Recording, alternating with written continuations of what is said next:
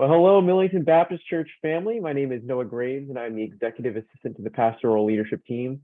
Pastor Dave is currently on vacation out in Outer Banks, North Carolina, having a beautiful time at the beach. So unfortunately, you guys are stuck with me today, but I'm glad to take over for the week. And then I'm also here with Rachel Rickershauser, the director of children's ministry. And so, hello, Rachel. Would you like to say Hello. hi to our friends here today?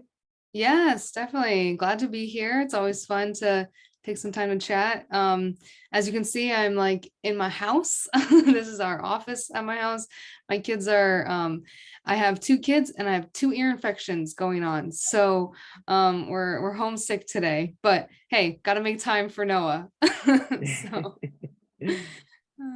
Awesome, awesome. yeah, so I don't know. Our family's been hit with a lot of sickness lately.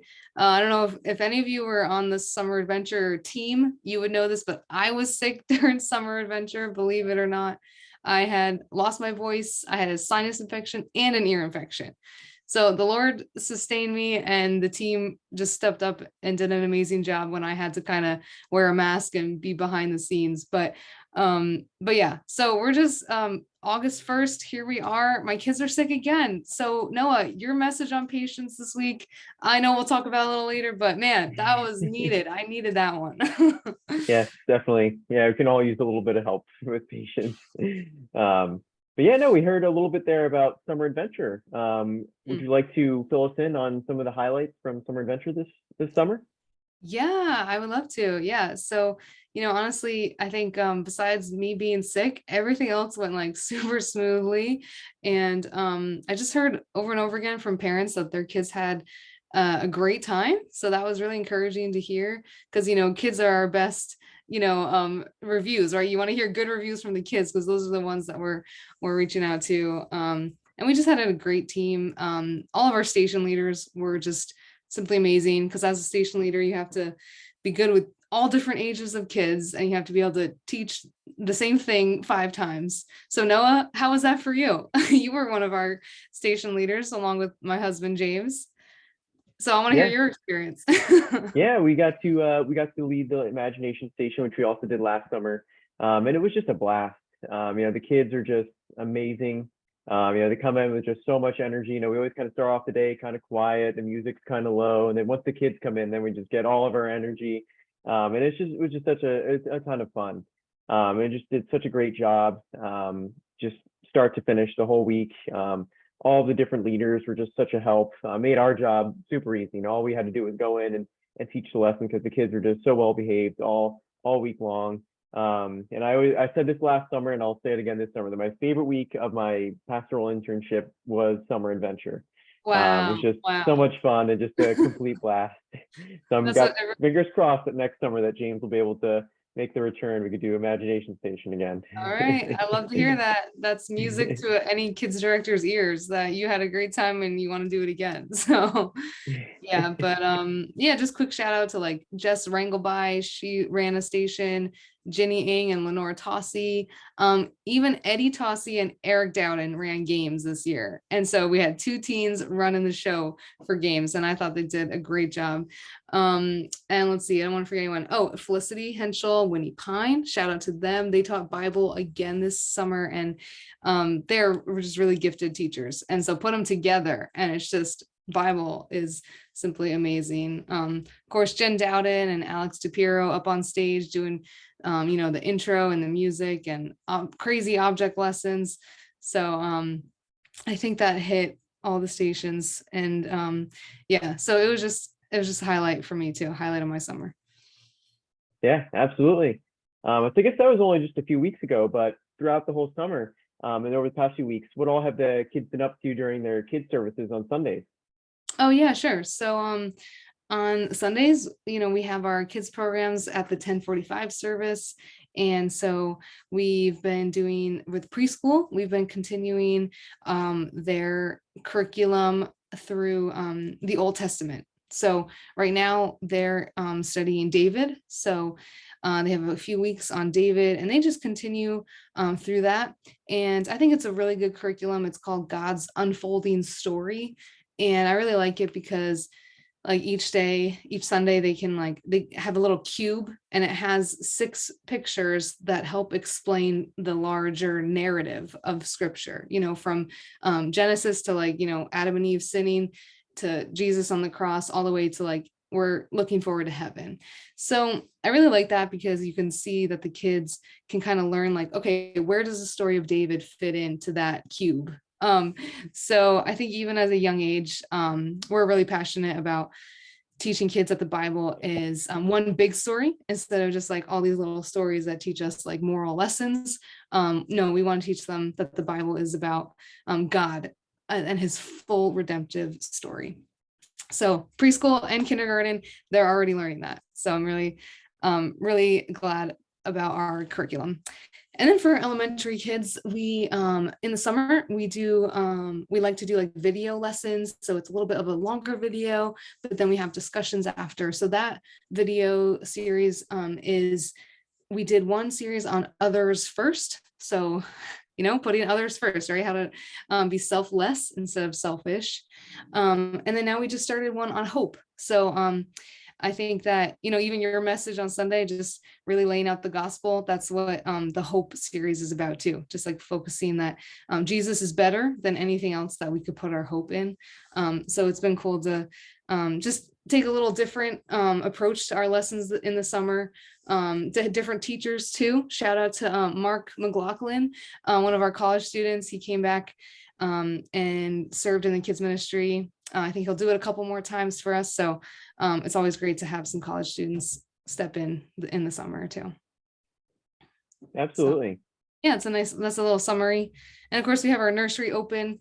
They have their own little Bible stories that they can read and songs they sing. So, we teach even the little ones that Jesus loves them. So yeah, that's great. It's great to hear also when you were talking about in the beginning how you guys are teaching them, the full scope of the entire Bible and all about God. It's easy to kind of think, oh, only certain things the kids will understand, but it's good to see, we could still, throw the seed out onto the kids and, let the Spirit do the work. And it's just so encouraging to hear all the fruitful things that God is doing through the kids ministry, which is really, really cool. yeah. Absolutely. So I guess that takes us to what we've been studying this summer, which is the fruit of the Spirit.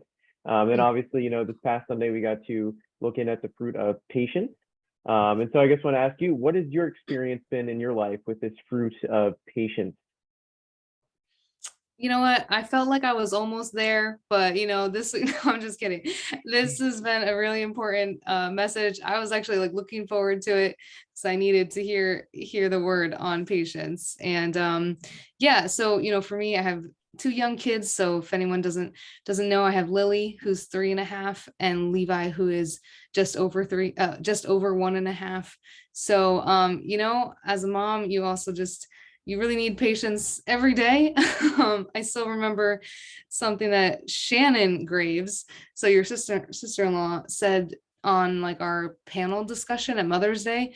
She said like that she prays for patience just for the next few moments. So she doesn't like focus on, oh my gosh, how am I going to get through the week and have patience? It's like, no, can I have patience, Lord, for this next hour or whatever it is that's challenging.